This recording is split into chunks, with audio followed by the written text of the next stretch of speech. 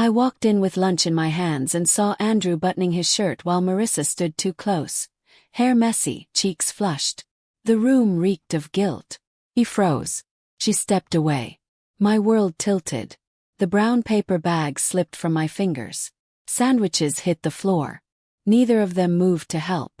Andrew's face showed no shame, just annoyance at being caught.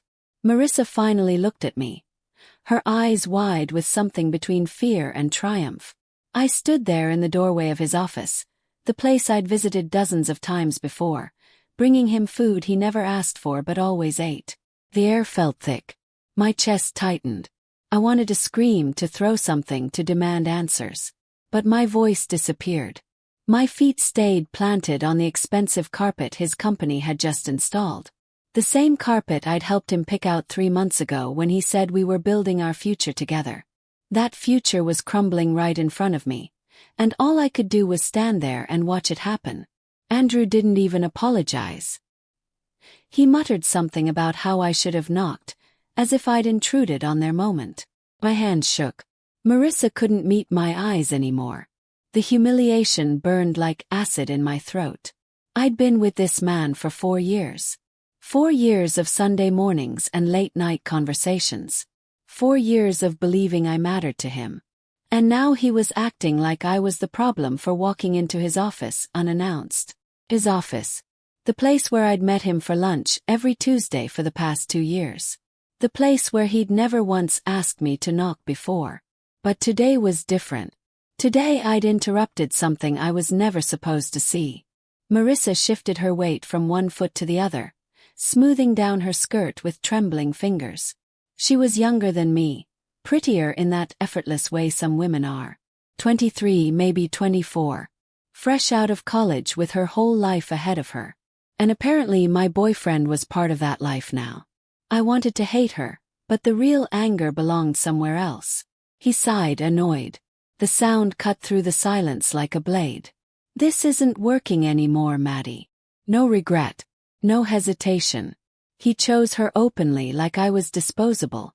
Like 4 years meant nothing. I finally found my voice. What isn't working? The question came out smaller than I wanted. Weaker. He ran his hand through his hair. The same gesture he made when he was stressed about work deadlines. But this wasn't about work. This was about us. About the life I thought we were building. Us, he said simply. You and me. It's run its course. Run its course. Like we were a business deal that had expired. Like love had a timeline and ours had simply ended. Marissa stood frozen by his desk, watching us like we were characters in a movie she couldn't pause. I looked at her, really looked at her, and saw my replacement. Younger, eager, uncomplicated. Everything I'd stopped being somewhere along the way. Or maybe everything he'd decided I wasn't anymore. The truth settled over me like cold water. I forced myself to breathe as I stared at the two of them. Him smug, her terrified. This was the moment everything snapped into place. All the late nights. All the missed calls. All the times he'd made me feel crazy for questioning him. I wasn't crazy. I was right. He left me for his assistant. Then she learned I'm the woman he could never replace. The thought flickered through my mind like a promise I made to myself. Not revenge. Not anger. Just truth. I turned and walked out of his office without another word. My legs moved on autopilot down the hallway, past the receptionist who smiled at me like nothing had changed, past the conference room where I'd once waited 2 hours for him to finish a meeting. I made it to my car before the tears came. They fell hot and fast, blurring my vision as I gripped the steering wheel. 4 years. 4 years of my life handed over to someone who could discard me like I meant nothing. I sat there in the parking lot for 20 minutes, crying until I had nothing left. My name is Madeline Price. And this wasn't our beginning. This was just the moment everything snapped into place. The moment I stopped being the woman who waited. The moment I became the woman who walked away. I drove home in silence, my mind replaying every sign I'd ignored. Every red flag I'd convinced myself was nothing. Andrew and I had met at a coffee shop 5 years ago. He'd spilled his drink on my laptop, apologized profusely, and offered to buy me dinner as compensation. I'd said yes because he seemed genuine. We dated for a year before moving in together. Another year before he said he loved me. By year 3, I thought we were heading toward marriage. By year 4, I realized he'd never actually proposed. Never actually committed beyond sharing an apartment and splitting bills. I'd been waiting for him to be ready while he was apparently waiting for someone better to come along. Marissa, his assistant of 8 months. The girl he'd hired without telling me. The one he'd mentioned casually a few times but never enough to raise suspicion. Our relationship had been steady, comforting, imperfect but real. Sunday pancakes. Handwritten notes on the bathroom mirror. The life I thought I was building with someone dependable. Someone who would never hurt me the way my father had hurt my mother. But somewhere along the way, steady became boring. Comforting became predictable. And Andrew started looking for excitement elsewhere. I'd noticed the changes slowly. First he stopped asking about my day. Then he stopped kissing me goodbye in the mornings. Then he stopped touching me at all unless I initiated it. I blamed myself. I wasn't interesting enough. I wasn't spontaneous enough. I wasn't enough. So I tried harder. Cooked his favorite meals. I surprised him with tickets to concerts. I wore the dresses he used to compliment. Nothing worked. He just drifted further away, and I kept chasing him like a fool. My friends warned me. My sister warned me. Even my mother, who barely paid attention to my life anymore, warned me. But I didn't listen. I thought love meant fighting for someone even when they stopped fighting for you. Andrew became colder. Later hours at work. New cologne I didn't recognize. Constant messages he'd hide the second I walked into a room. My gut whispered betrayal, but I silenced it with excuses. He was stressed. He was tired. He was working toward a promotion. I convinced myself I was being paranoid, insecure, dramatic. All the things his mother had accused me of being during our last dinner together. She'd looked at me across the table with those cold eyes and said women like me always expected too much from men. That I should be grateful Andrew stayed with me at all. I'd swallowed the insult and smiled because I didn't want to cause problems. I wanted to be the understanding girlfriend, the supportive partner, the woman who didn't complain or demand attention. But understanding turned into doormat.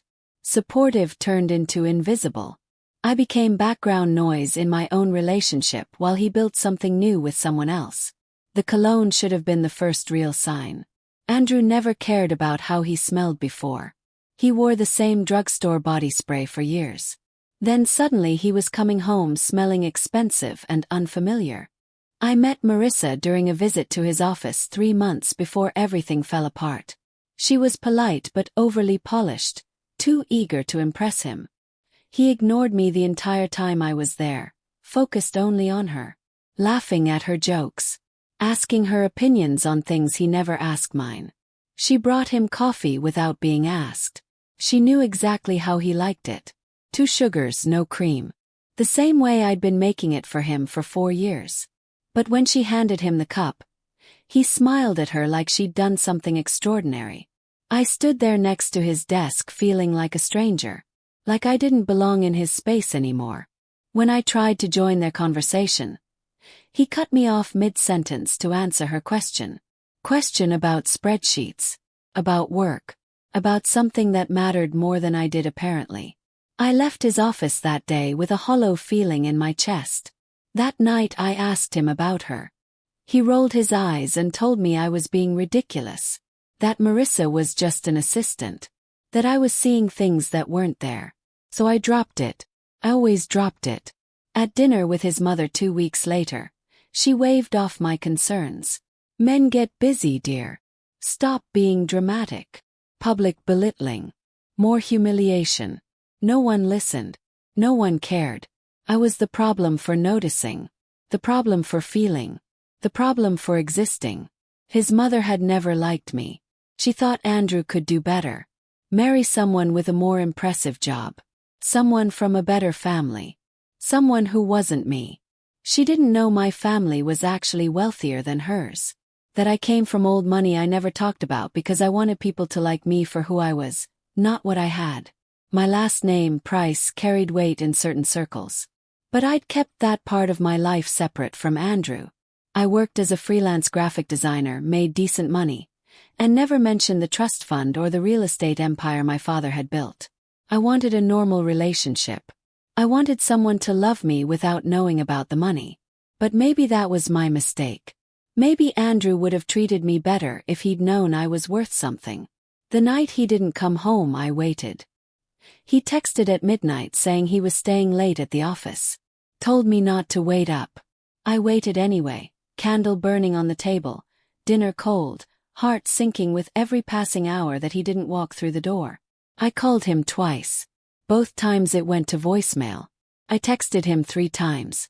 He responded once with a thumbs up emoji. Thumbs up. Like I was a coworker confirming a meeting time. Like I wasn't his girlfriend sitting alone in our apartment wondering if he was safe. Wondering if he was thinking about me at all. He came home at 4 in the morning smelling like perfume. Not his cologne. Perfume. Floral and sweet and nothing like anything I owned. I pretended to be asleep when he crawled into bed. He didn't touch me. Didn't kiss my shoulder the way he used to. Just turned his back to me and fell asleep within minutes. I lay there staring at the ceiling until sunrise, knowing something had fundamentally changed between us. Knowing I was losing him. Knowing I'd probably already lost him weeks ago. He missed my birthday completely. Not a call. Not a text. Nothing. I waited all day thinking maybe he was planning a surprise. Maybe he'd show up with flowers and an apology. He didn't. My father called that evening. His voice breaking over the phone. Madeline, you deserve better than this. I cried on the phone with my father for an hour. He'd never been the emotional type. Never called me unless it was about business or family obligations. But that night he stayed on the line and listened while I fell apart. He told me I'd always been too kind, too forgiving, too willing to accept less than I deserved. He told me my mother had been the same way before she finally left him. That being kind didn't mean being weak. That I had power I wasn't using. I didn't understand what he meant at the time. I just knew I was tired. Tired of fighting for someone who wouldn't fight for me. Tired of making excuses. Tired of pretending everything was fine when it clearly wasn't. Andrew came home that night at 11. He didn't mention my birthday. Didn't apologize. Just went straight to bed like it was any other day. I stopped making excuses for him after that. Stopped pretending I was blind to what was happening. The next day I decided to bring him lunch one more time. Not because I wanted to fix things. Because I wanted to see the truth with my own eyes. I needed proof I wasn't crazy. Proof that my instincts were right. I left work early and stopped at his favorite deli. Ordered the sandwich he always got. Grabbed 2 bottles of water and drove to his office building. My hands were steady on the wheel. My mind was clear. I wasn't going there to start a fight. I was going there to end the denial. The receptionist smiled at me when I walked in. Asked how I was doing. I said fine and headed toward Andrew's office. His door was closed. I could hear voices inside. His and someone else's. Female. Intimate. I should have knocked. Should have announced myself. But something told me not to. Something told me to just open the door and see what was really happening when he thought I wasn't watching. So I did. I turned the handle and pushed the door open. And that's when I saw them. Back home I packed quietly. He didn't beg me to stay. Didn't even look up from his phone when I carried boxes to my car. Leaving hurt not because I still loved him but because he didn't fight for me. Because I realized I'd never actually mattered. I took my clothes, my books, my grandmother's quilt from the bed. I left behind the furniture we'd bought together, the photos on the walls, the kitchen supplies I'd collected over the years. None of it felt like mine anymore. It all belonged to the version of me who believed in us. That version was gone now. Andrew sat on the couch scrolling through his phone while I made trip after trip to my car. He didn't ask where I was going. Didn't ask if I was coming back. He just sat there in silence, relieved I was making this easy for him. When I grabbed my last box, I stopped in the doorway and looked at him one more time. He finally glanced up. Eyes met. I waited for something. An apology. An explanation. Anything. He looked back down at his phone. I left without saying goodbye. A month later he moved Marissa into our apartment. Into the space we'd shared. Into the bed we'd slept in. I heard about it from a mutual friend who thought I should know. I took my last remaining box from storage and drove past the building one final time. Saw her car parked in my old spot. My chest felt hollow. Not because I wanted him back. Because the replacement had happened so fast. Like I'd never existed. Like 4 years could be erased in 30 days. Kept driving. Didn't stop. Didn't look back. I moved into a small studio apartment across town. It was temporary. Just a place to breathe while I figured out my next steps. The walls were white and empty.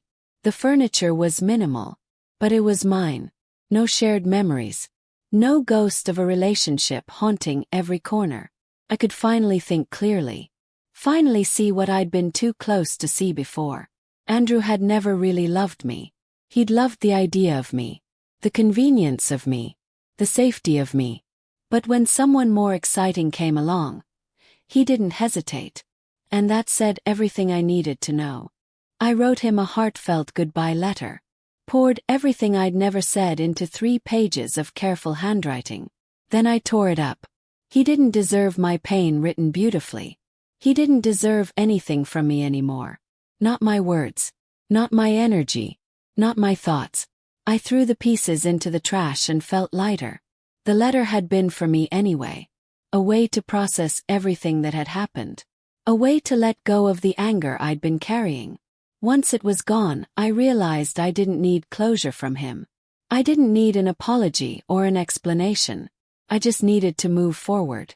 I started going to therapy. Started running in the mornings. Started saying yes to dinner invitations from friends I'd been ignoring while I was with Andrew. My life slowly started filling up again with things that actually mattered. Things that made me feel like myself. I'd lost who I was somewhere in that relationship. Compromised too many parts of myself trying to be what he wanted. But I was finding my way back now. Piece by piece. Day by day. What Andrew never knew was that I came from money. Real money. My family name, Price, meant something in certain circles. We owned commercial real estate across 3 states. My father had built an empire I rarely talked about because I wanted people to see me, not my bank account. I'd hidden that part of my life from Andrew deliberately. I wanted him to love me for who I was, not what I had. I worked as a freelance designer and paid my half of everything we shared. He never asked about my family. Never questioned why I had a trust fund or why I could afford to take unpaid time off whenever I wanted. He was too focused on himself to notice. My father had started calling me more after the breakup. We'd been distant for years. He'd thrown himself into work after my mother left, and I'd grown up feeling like business mattered more than family. But now he was trying. Checking in. Asking if I needed anything. I always said no because I'd learned to be independent. But the truth was, I needed my family now more than ever. I needed to remember I came from strength. My father called 2 months after I moved out. One of the buildings we've acquired has a tenant issue. Their management is falling apart. I want you to take the lead on fixing it. I hesitated. I'd never worked in the family business before. Never wanted to. But something in his voice told me this was more than a job offer. This was him giving me purpose. Giving me something to focus on besides heartbreak. Said yes. He sent me the building details that afternoon. A 10-story office complex downtown. Multiple corporate tenants. Recent complaints about maintenance, safety inspections, missing paperwork. The property management company was failing, and my father's firm had taken over the contract. I'd be the new oversight director, in charge of getting everything back on track. It felt overwhelming. I had no experience with property management, but my father believed in me, said I was smarter than I gave myself credit for, that I just needed to trust myself. I spent the next week preparing, studying the contracts, learning the regulations, building my confidence. I was ready to prove I could do this. Ready to prove I was more than just Andrew's ex-girlfriend. I walked into the building on my first day as the new oversight director. Polished, professional, ready. And then I saw them, Andrew and Marissa at the front desk, laughing together like they didn't have a care in the world. My heart stopped. This was his office building. The place where it had all fallen apart. The universe had a twisted sense of humor. I stood frozen in the lobby for 3 seconds. Then I forced myself to move forward. Kept my expression neutral. My father hadn't told me Andrew worked here. Maybe he didn't know. Or maybe he did, and this was his way of teaching me something. Either way, I wasn't going to run. Come here to do a job. Andrew's presence didn't change that. I walked past them without making eye contact. Marissa noticed me first. Her laugh died in her throat. She touched Andrew's arm and whispered something. He turned and saw me. His face went pale. I didn't stop. Didn't acknowledge him. Just walked straight to the elevator and pressed the button for the 8th floor where the main office was located. My hands were shaking. My heart was racing. But I kept my composure. This was my moment to show them both who I really was. I introduced myself to the entire management team. Executive posture. Voice. Sharp eyes. I explained my role and outlined the changes we'd be implementing. Andrew stood in the back of the room, confused and uncomfortable. I never looked at him once. Never acknowledged his existence. This was intelligence, not pettiness. The meeting lasted 45 minutes. I answered questions with confidence I didn't know I had. Laid out timelines and expectations. Made it clear I wasn't here to make friends. I was here to fix problems. When I finished, the room cleared out slowly. People approached me with handshakes and introductions. I was polite but professional. Kept my distance. Built my authority. Andrew tried to linger. Tried to position himself where I'd have to notice him. I walked right past him and into my new office. Closed the door. Sat down at my desk. Exhaled. My hands were still shaking, but I'd done it. I'd walked into that room and commanded respect. I'd shown them I was capable. That I belonged here. Andrew could stand in the back and watch. That was all he deserved now. A front row seat to what he'd lost. Marissa pulled me aside later that afternoon. Her voice was quiet, almost apologetic. I didn't know you were. She trailed off, unsure how to finish. I cut her off softly. You didn't know a lot of things. It wasn't a threat, just truth. She deserved to know what she'd gotten herself into. She looked younger up close. More fragile.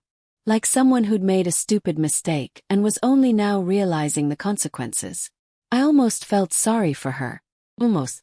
But then I remembered the way she'd stood in Andrew's office with messy hair and flushed cheeks. The way she'd looked at me like I was the intruder. Any sympathy I might have felt disappeared. I should go, she whispered. He nodded. Watched her walk away. She was learning the same lesson I'd learned. That men like Andrew don't change. They just find new versions of the same story. New women to charm and discard when something shinier comes along. Marissa thought she'd won. Thought she'd gotten the prize. But she'd gotten the participation trophy. The consolation prize. She was welcome to it. I had bigger things ahead of me now. Things that actually mattered. I reviewed the building's contracts and found exactly what I expected. Mismanagement. Missing paperwork. Neglected safety inspections. And all of it tied back to Andrew's department. He wasn't cunning. He was careless. Lazy. He'd been cutting corners for months. And no one had noticed until now. I compiled everything into a detailed report. Highlighted every violation. Every missed deadline. Every regulation that had been ignored. The evidence was damning. Not because I'd manipulated it, but because it was right there in black and white. Andrew had failed at his job while he was busy sneaking around with his assistant. He'd let important things slip through the cracks. Put people at risk. Damaged the company's reputation. And now I was the one who had to clean up his mess. The irony wasn't lost on me. I scheduled a formal meeting with senior stakeholders for the following week. Invited department heads, building owners, and corporate representatives. This wasn't about revenge. This was about accountability. About showing everyone what happened when you stopped caring about your responsibilities. Andrew would have to face the consequences of his actions. Finally, I chaired the meeting with senior stakeholders. Andrew sat across from me, pale and nervous. I presented my findings calmly, professionally, without emotion. His bosses looked furious as they reviewed the evidence. He realized I didn't sabotage him. He did this to himself. The room was silent except for the sound of papers shuffling. Charts and graphs displayed on the screen behind me. Numbers that didn't lie. Dates that couldn't be argued with. I watched Andrew's face as the reality sank in. He'd been caught. Not by me specifically, but by his own negligence. His own arrogance. His own belief that he could get away with anything because no one was paying attention. But someone had been paying attention now. Me. And I documented everything. One of the senior executives cleared his throat. This is unacceptable. We'll need to conduct a full review of Andrew's department immediately. Andrew opened his mouth to speak. Closed it again. There was nothing he could say. No excuse that would make this better. He'd failed. And everyone in that room knew it. I gathered my papers and stood. My job here was done. The rest was up to them. Andrew was removed from his position pending review. Marissa was reassigned under a different manager. Neither of them were fired yet, but their perfect world cracked. Andrew tried to speak to me in the hallway afterward. I stepped past him without a word. No anger, just indifference. That hurt him more than rage ever could. I saw it in his eyes. The confusion, the desperation, the realization that I truly didn't care anymore. He'd expected me to yell, cause a scene, to give him the satisfaction of knowing I was still affected by him. But I wasn't. I'd moved past him weeks ago. He was just background noise now. An inconvenience I had to work around until the company made their final decision. Marissa avoided me completely. She'd requested a transfer to a different floor. I approved it without hesitation. I didn't need to see her every day. Didn't need the reminder of what they'd done. I was here to work, to rebuild my life, to prove I was more than the heartbreak they'd caused. And I was doing exactly that. One day at a time. One meeting at a time. One small victory at a time. After reviewing everything, the senior executives terminated Andrew permanently for mismanagement. His reputation sank. Marissa quietly broke up with him when she realized the fallout was too much. He ended up jobless, alone, and humiliated.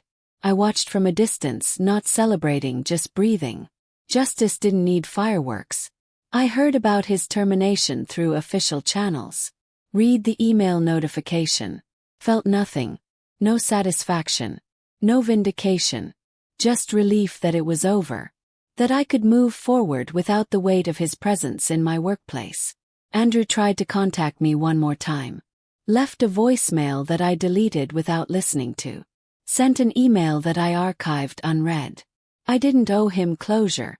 Didn't owe him anything. He'd made his choices. Now he was living with the consequences. Marissa, I heard, had moved to a different company entirely. Started over somewhere else. I hoped she'd learned something from all this. But that wasn't my concern anymore. My concern was myself. My future. My happiness. Things I'd neglected for too long while I was busy trying to save a relationship that was already dead.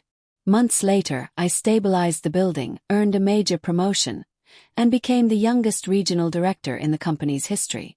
I moved into my dream home, adopted a dog named Parker, and rebuilt my peace. No paragraphs about Andrew regretting anything. No calls. No messages. He was simply erased from my story. I stood on the balcony of my new apartment overlooking the city. Parker sat beside me, tail wagging. The sun was setting, painting everything gold and orange. I thought about the woman I'd been a year ago. The woman who'd walked into an office with lunch in her hands and found her world falling apart. She'd been broken. convinced she wasn't enough. But she was wrong. She'd always been enough. She just hadn't known it yet. Andrew didn't leave me because I wasn't good enough. He left because he wasn't. He wasn't strong enough to appreciate what he had. Wasn't smart enough to see what he was losing. Wasn't worth the years I'd given him. And Marissa. She'd learned the hard way that winning a man from someone else doesn't mean you've won anything at all. Sometimes losing someone isn't the tragedy. It's the blessing that finally shows you who you are. He left me for his assistant. And it led me back to myself.